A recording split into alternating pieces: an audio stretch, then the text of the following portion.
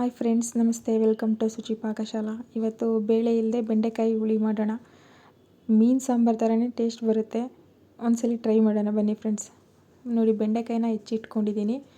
ಇಲ್ಲಿ 1/2 kg ಬೆಂಡೆಕಾಯಿ ತೊಗೊಂಡಿದ್ದೀನಿ. ಚೆನ್ನಾಗಿ ಸೋರಾಕಿ ತೊಳೆದು ಹೆಚ್ಚಿಟ್ಕೊಂಡಿದ್ದೀನಿ. ಸ್ವಲ್ಪ ಹುಣಸೆ ನೆನೆಸಿಟ್ಕೊಂಡಿದ್ದೀನಿ. ಇವಾಗ ರುಬ್ಕೊಳ್ಳೋದಕ್ಕೆ 2 ಈರುಳ್ಳಿ ತೊಗೊಂಡಿದ್ದೀನಿ.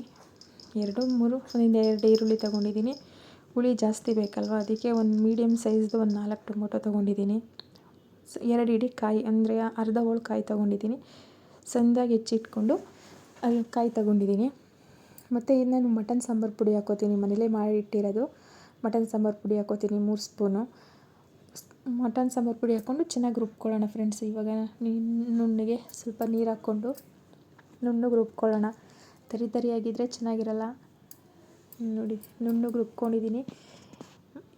ಇವಾಗ ಬೆಂಡೆಕಾಯಿ ಇಟ್ಕೊಂಡು ಫ್ರೈ ಮಾಡ್ಕೊಳ್ಳೋಣ. ಫಸ್ಟು ಒಂದು ಬಾಣಲಿಲಿ ಬೆಂಡೆಕಾಯಿ ಹಾಕ್ಬಿಟ್ಟು, ಇದಕ್ಕೆ ನಾನೇನು ಎಣ್ಣೆ ಮತ್ತು ಹುಣಸೆ ಎಣ್ಣೆ ಏನೂ ಹಾಕಿಲ್ಲ, ಚೆನ್ನಾಗಿ ಫ್ರೈ ಮಾಡ್ಕೊತಿದ್ದೀನಿ.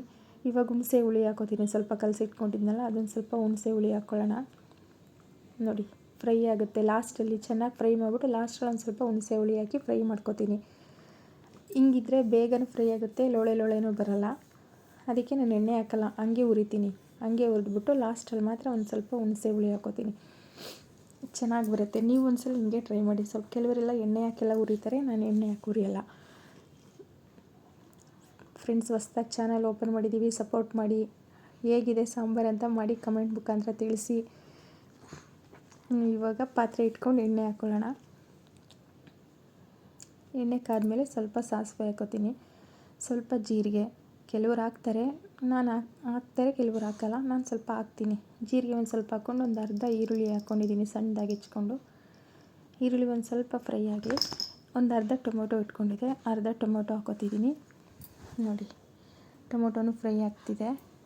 ಚೆನ್ನಾಗಿ ಟೊಮೊಟೊ ಫ್ರೈ ಆದಮೇಲೆ ರುಬ್ಕೊಂಡಿದ್ವಲ್ಲ ಮಸಾಲ ಹಾಕ್ಬಿಟ್ಟು ಒಂದು ಸ್ವಲ್ಪ ಚೆನ್ನಾಗಿ ಅದೊಂಚೂರು ಕುದೀಲಿ.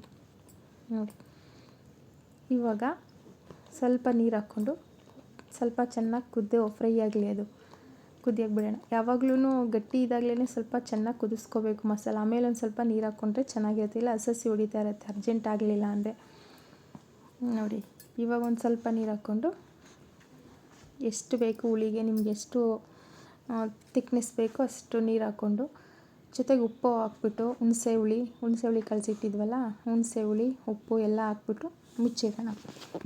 ನಾನು ಹುಣಸೆ ಹುಳಿ ಆವಾಗಲೇ ಸ್ವಲ್ಪ ಹಾಕ್ಕೊಂಡಿದ್ದೆ. ಇವಾಗ ಸ್ವಲ್ಪ ಹುಣಸೆ ಹುಳಿ ಉಳಿದಿತ್ತಲ್ಲ, ಅದನ್ನು ಹಾಕ್ಕೊಂಡಿದ್ದೀನಿ.